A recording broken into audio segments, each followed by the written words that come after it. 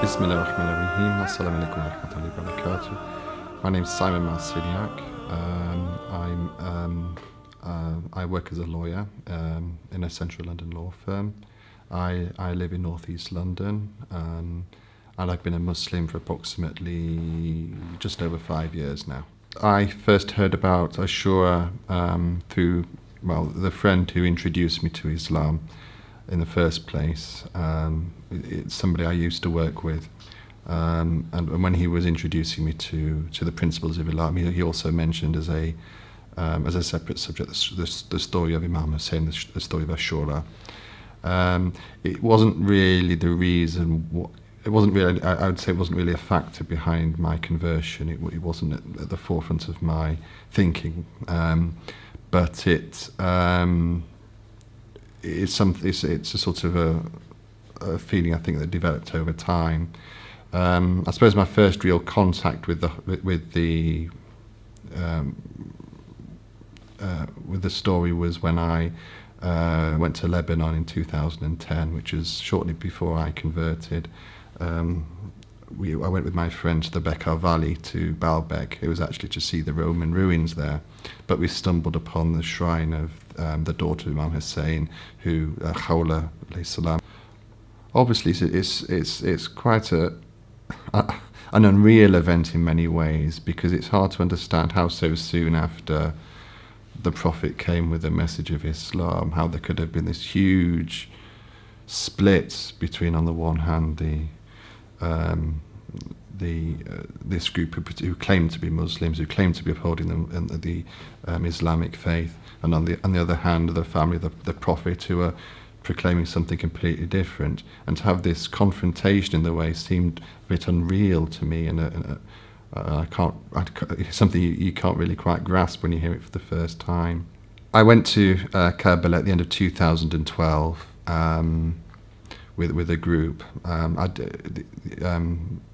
didn't do the whole walk on that occasion, and in fact I fell ill. I felt quite ill with gastroenteritis when I was in Najaf, so I couldn't really. So I stayed with a family friend for the week while the rest of the group travelled to Karbala, either by foot or by coach.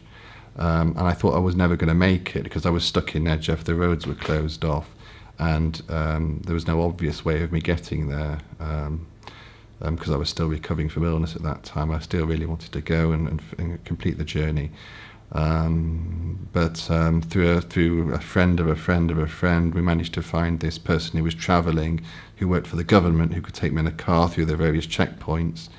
I got to one checkpoint, was dropped off there, and then waited for an ambulance to be sent from the Haramain, to collect me and to bring me into the centre of Karbala through this throng of people. And if you know Al Bayn at that time, it's just completely manic, wall-to-wall people.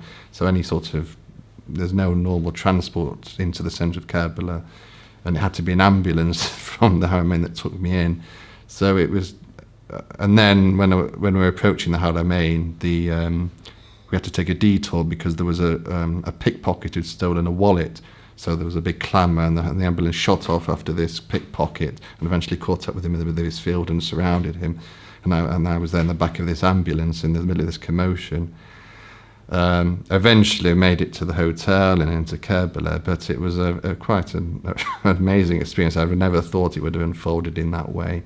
But eventually I arrived in Karbala, and it was this very sort of a whirlwind of emotions, really, from feeling ill, for having this experience of travelling there.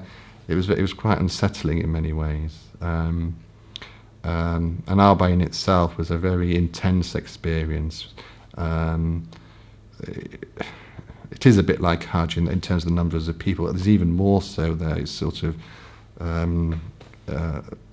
wall-to-wall people, crowds everywhere. And it is, and then going into the shrine itself is an extremely intense experience, and one you don't forget. The chanting, the repetitions of noise, and generally the clamour and euphoria. That's how I describe it. It's the euphoria of the occasion which really strikes you during Al Bayn. Probably not the best thing for me in my state. I think I would, if I was going for the first time, I would have gone during a more quiet period where I could reflect on my own, which you can do on Hajj. You know, there are times on Hajj when you can reflect quietly to yourself. Yeah, it was an interesting experience, and one I'll never forget. I think listening to the stories, it's important, I think, to have the reminders of what the people achieved over the course of these 10 days, from Muslim ibn Aqil, from Abbas, through Khur, through Imam Hussein himself. All these people have different aspects to the story which bring home, it invokes a lot of humility, I'd say. It makes you feel very grounded to listen again repeatedly to these stories and remember why they behaved in the way they did. I think there are probably two people I'd say I drew particular inspiration from for different reasons. Khur is one of them, because you think of the way why that happened. This person who was on the brink of going to hell, according to the accounts, who then suddenly turns on the day of Ashura,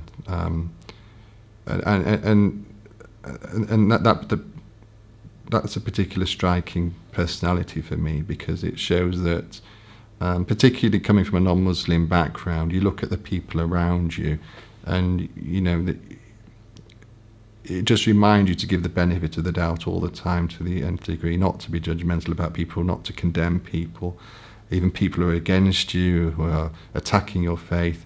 It just reminds you that you know, there's a spark even in the most, well, from your point of view, corrupt person that could just turn them into something much better. That's one person I particularly admire, but an event which is very striking about Ashura. The other personage is Zainab, because one of the messages which I think tends to get forgotten about Karbala is it is about sort of transformation.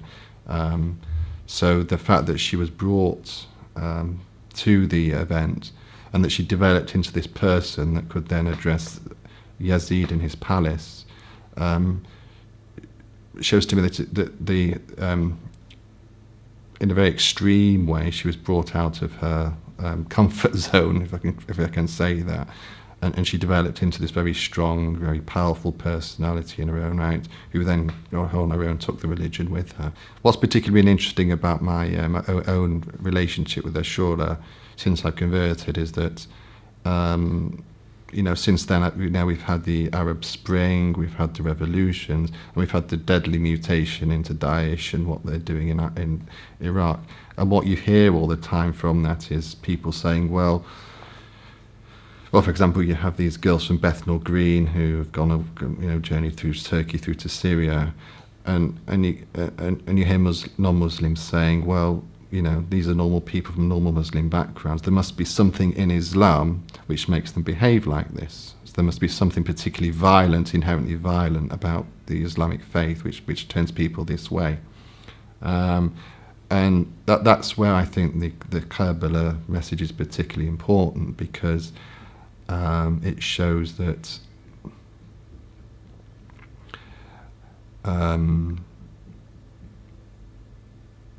if Imam Hussein was on one side and Yazid was on another, they must have been fighting for two different things. Yazid was the one who was beheading people. Yazid was the one who was oppressing people exactly the same way as Daesh are doing now. So you can see that the Imam was prepared to sacrifice himself and his own family in opposition to that cause, which is exactly what the sort of thing we're seeing today. So from that point of view, the importance of the Karbala episode is to portray, particularly to non-Muslims, that what these barbarians are doing is nothing to do with Islam. There is an alternative version which the events of Ashura and the events of Karbala highlight, and so from that you build on that concept. See, well, look what it did to the women, look what it did to Zainab. That there is a version of Islam which promotes the rights of women, which promotes the interests of women, which promotes the development of the community and of individuals, and it's not about killing and slaying and um, keeping people in a state of continual oppression. Doing the work I do, being a lawyer, you're expected to be on the side of justice in everything you do. So in every letter you write, every word you utter, it has to be in the pursuit of truth and in the pursuit of honesty. So what Karbala shows you is that well,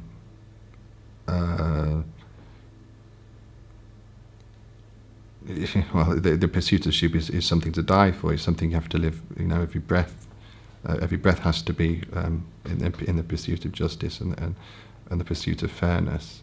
And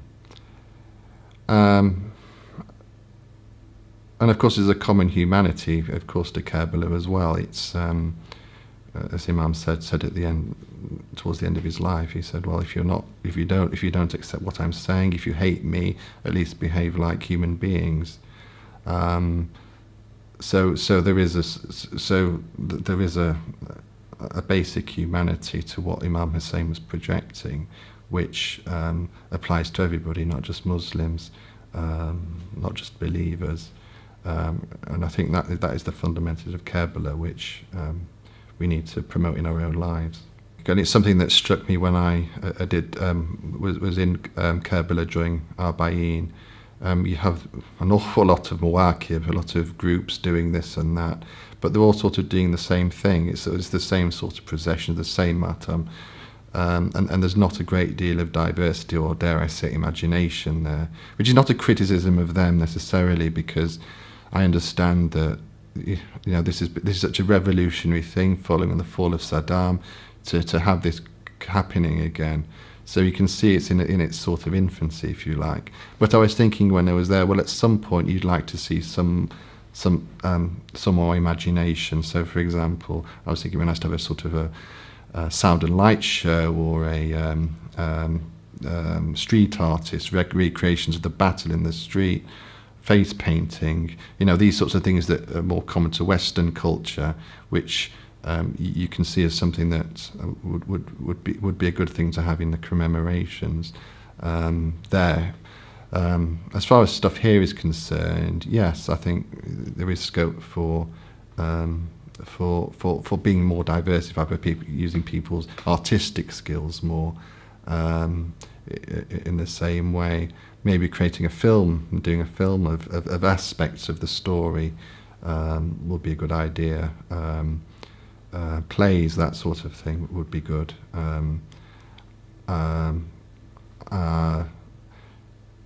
Even an open air majlis would be good. I mean, why have it indoors? I think that's something is impressive. Thinking about the Lebanese commemorations during Ashura, theirs is all outdoors, and to have a sort of a recitation outdoors instead of inside would be a very radical, but I think a very striking thing.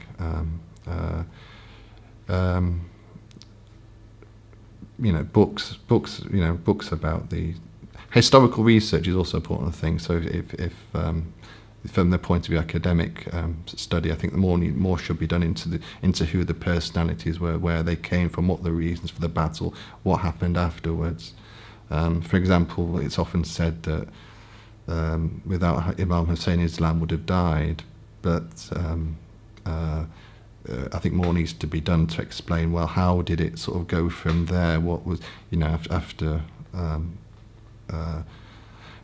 after the battle, how did it survive?